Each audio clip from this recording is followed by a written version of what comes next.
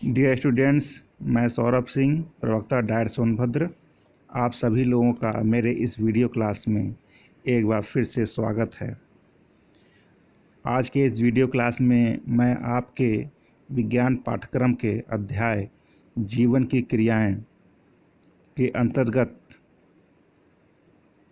जैव प्रक्रिया, उत्सर्जन या एक्सक्रीशन टॉपिक पर चर्चा करूंगा।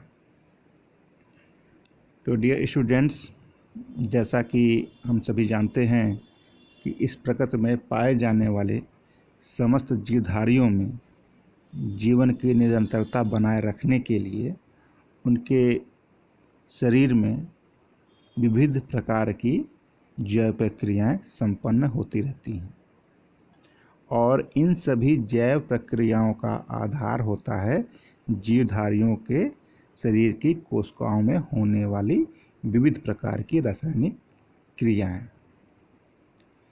इन रासायनिक क्रियाओं में कुछ ऑर्गेनिक कंपाउंड्स यानी कि जैविक अणुओं का निर्माण होता है और कुछ जैविक अणुओं का विघटन होता है, ब्रेकडाउन होता है।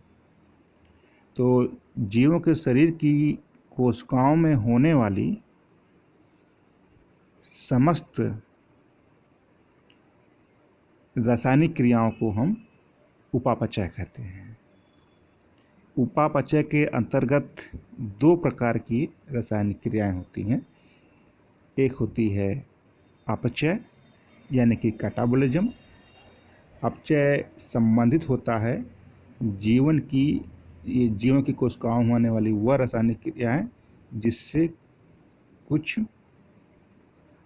जैविक अणुओं का विखंडन होता है या ब्रेकडाउन होता है। जैसे श्वसन के लिए शरीर की कोशिकाओं में होने वाला ग्लाइकोलिसिस, क्रेब्स साइकिल के अंदर सिट्रिक एसिड साइकिल, ये सब क्या होती हैं?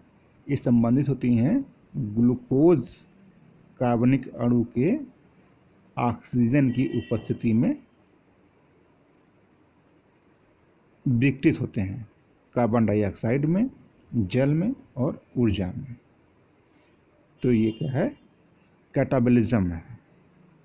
इसी प्रकार से मेटाबॉलिज्म के अंतर्गत ये दूसरी प्रकार रासायनिक क्रिया होती है, उसको हम बोलते हैं उपचय या एनाबॉलिज्म। एनाबॉलिज्म संबंधित होता है ऊर्जा के उपयोग के द्वारा कुछ छोटे कार्बनिक अणुओं से कुछ अन्य बड़े कार्बनिक अणुओं के निर्माण से।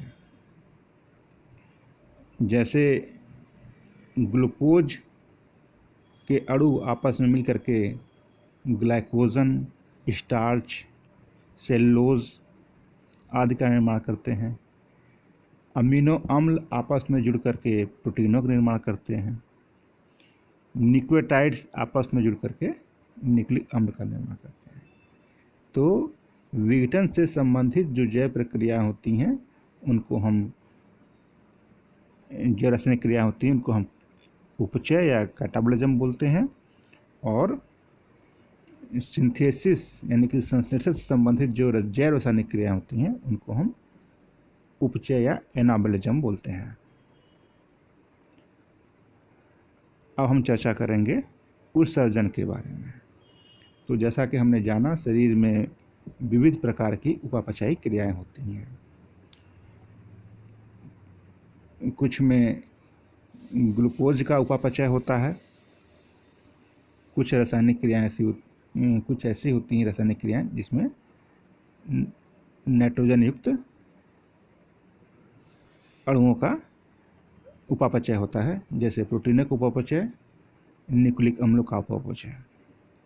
तो विभिन्न प्रकार की उपापचयी क्रियाओं के फलस्वरूप विविध प्रकार के जीवों के लिए उपयोगी अणुओं का निर्माण होता है और इसी के साथ ही साथ कुछ सह उत्पाद के रूप में ऐसे पदार्थों का भी निर्माण होता है जो कि शरीर की कोशिकाओं के लिए अनावश्यक है। साथ ही साथ में अगर वे कोशिकाओं में रहते हैं तो वे कोशिकाओं को हानि भी पहुंचाते हैं।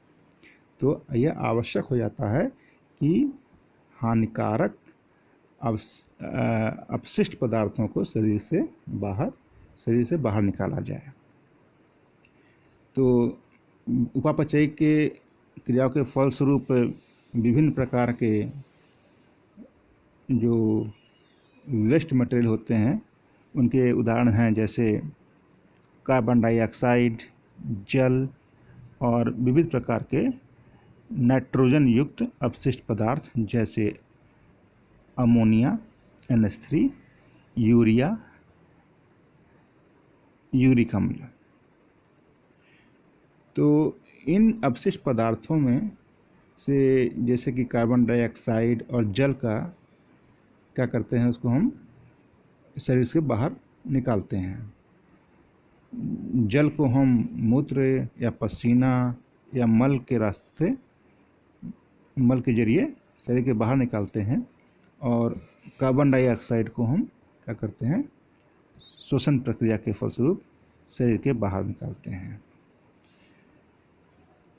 इसी प्रकार से जो भोजन हम अंतर्ग्रहण करते हैं उसके पाचन के पश्चात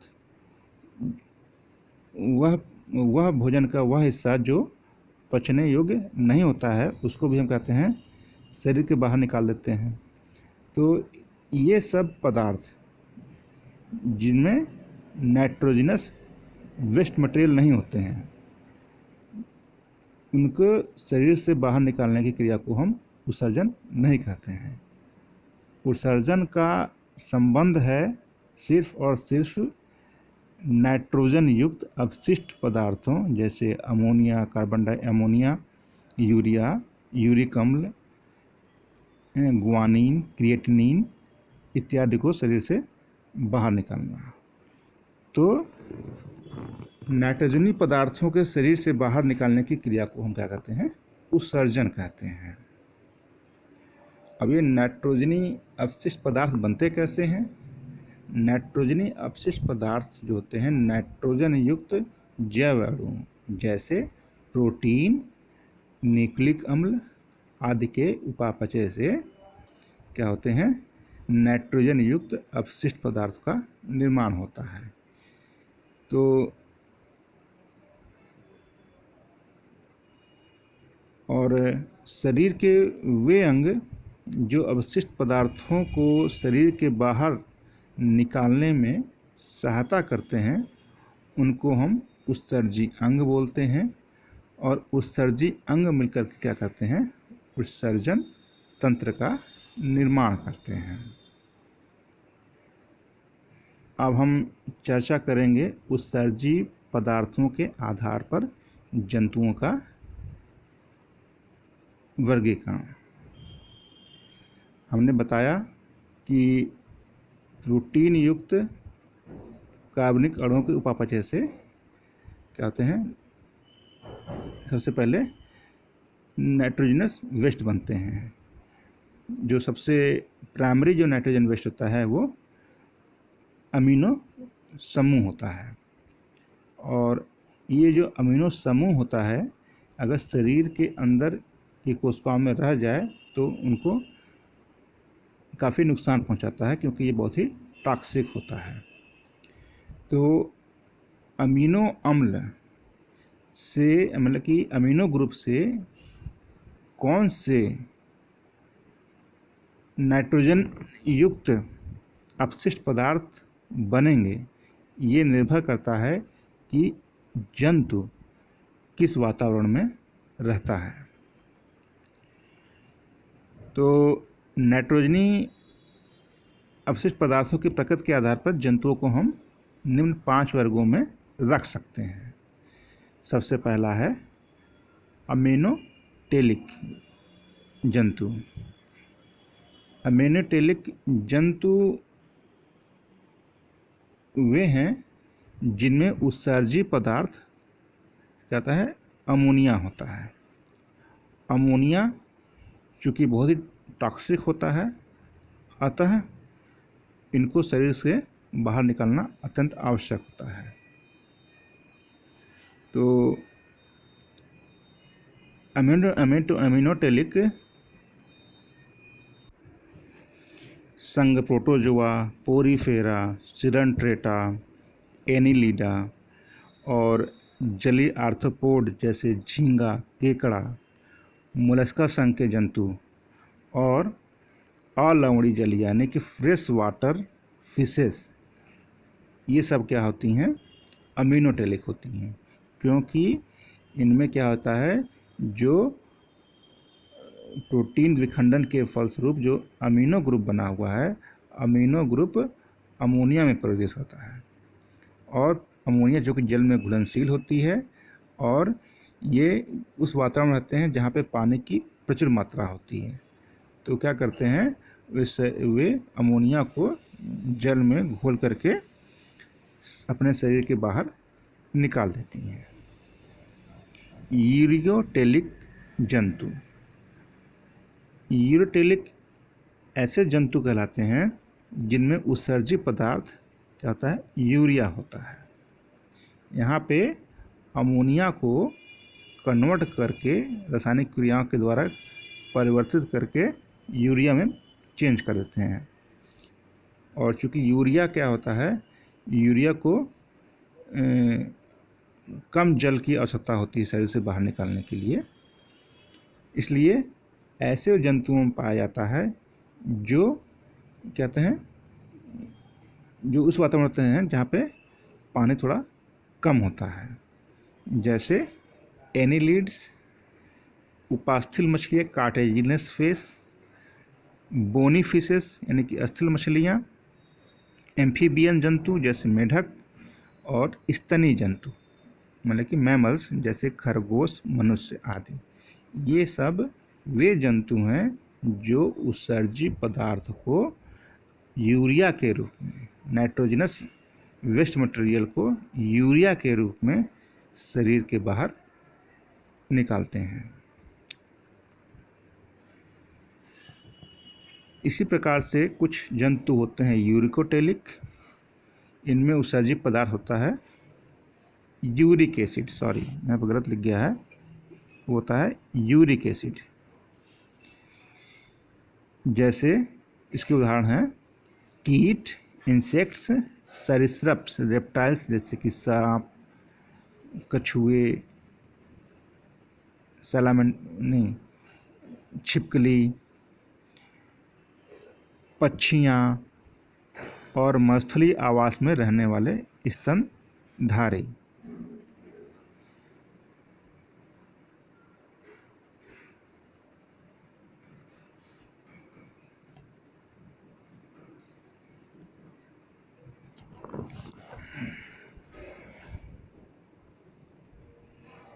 यहाँ पे प्लस होगा, ये होगा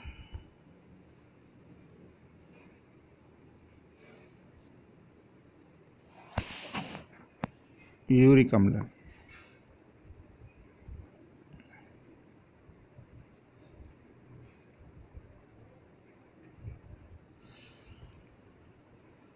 इसी प्रकार से कुछ जंतु होते हैं अमीनोटेलिक और कुछ होते हैं ग्वानोटेलिक। अमीनोटेलिक जो जंतु होते हैं उनमें उत्सर्जी पदार्थ अमीनो अम्ल होता है। इसके उदाहरण हैं कुछ मोलस्का संघ के जंतु और कुछ इकाइनोडर्मेटा संघ के जंतु। इसी प्रकार से ग्वानोटेलिक जंतु ऐसे होते हैं जो ग्वानिन को, अपने उत्सर्जी पदार्थों को ग्वानिन के रूप में शरीर के बाहर निकालते हैं, जैसे मकड़ियाँ। और हम चर्चा करते हैं कि जीव जगत में पाए जाने वाले जंतुओं में विभिन्न प्रकार के उत्सर्जी अंग जिनके द्वारा वे अपने शरीर से उत्सर्जी पदार्थों को बाहर निकालते हैं। जैसे जैसे जीवों के शरीर की संरचना में जटिलता आती गई, वैसे वैसे इनके अंदर पाए जाने वाले उत्सर्जी अंगों की संरचना में भी जटिलता होती चली गई। तो ऐसे जंतु जो जल में रहते हैं, अक्सर जल में रहते हैं, वो क्या करते हैं, उत्सर्जी पदार्थों को जल में घोल करके शरीर के बाहर निकाल देते हैं। तो ऐसे जंतु जो शरीर के सतह की सहायता से उत्सर्जित पदार्थों को बाहर निकालते हैं, वे जंतु आते हैं पोरिफेरा संघ के जंतु, सिलेंटेरा संघ के जंतु और इकाइनोडर्म्स के जंतु। इसी प्रकार से प्लेटीहेल्मिन्थ संघ के जंतु जैसे कि टेपवार्म और प्लेनेरिया, इनमें क्या होता है, उत्सर्जी अंग होता है, फ्लेम सेल्स होती हैं। एनिलिडा संघ के जंतुओं में नेफ्रिडिया उत्सर्जी अंग होता है। उसी प्रकार से जलीय आर्थ्रोपोड यानी कि क्रस्टेशियन जैसे झींगा और केकड़ा में क्या होता है, उत्सर्जी अंग होते हैं, एंटेनरी या ग्रीन ग्लैंड्स होती हैं। इंसेक्ट्स यानी कि कीट जैसे कि कॉकरोच, टिड्डे, और इन सब में क्या होता है, उत्सर्जी जो अंग होता है वो होता है मिल्पीगी नलिकाएं या ट्यूब्यूल्स। इसी प्रकार से सबसे जो जटिल, सबसे एडवांस जो जंतु होते हैं जैसे कि वर्टिब्रेट्स और इसके साथ ही मोलस्का संघ के जंतुओं में क्या होता है, उत्सर्जी अंग किडनी या वृक्क होता है। अब हम चर्चा करेंगे कि पौधों में उत्सर्जी पदार्थों का किस प्रकार से प्रबंधन किया जाता है। पौधों में तो जो उत्सर्जी पदार्थ होते हैं वो नाम मात्र के ही बनते हैं, क्योंकि जो उत्सर्जी पदार्थ बनते हैं उपापचय क्रियाओं के फलस्वरूप, उन पदार्थों को पौधे फिर से उपापचयी प्रक्रियाओं में उपयोग कर लेते हैं। और कुछ जो बनते भी हैं उत्सर्जी पदार्थ, उनको पौधे क्या करते हैं, अपनी प्रतिरक्षा यानी कि अपने को अन्य जंतुओं से खाए जाने से बचाने हेतु प्रयोग करते हैं। तो पौधों में उत्सर्जी पदार्थ क्या क्या होते हैं? पौधों में उत्सर्जी पदार्थ होते हैं कार्बन डाइऑक्साइड, ऑक्सीजन, जल, वाष्पशील तेल, रेजिन, गोंद, लेटेक्स, खनिज लवण के क्रिस्टल्स, एल्कलॉइड, टैनिन आदि। इसमें से वाष्पशील तेल, रेजिन, गोंद, लेटेक्स, एल्कलॉइड्स आदि जो होते हैं वो पौधों के द्वारा अपनी रक्षा करने के लिए उपयोग किए जाते हैं। इनका स्वाद क्या होता है, बहुत ही कड़वा होता है, ठीक है, जिससे क्या होते हैं कि पौधे को जो जंतु मतलब कि जो जंतु होते हैं, चरने वाले जंतु होते हैं, उनको खा नहीं पाते हैं।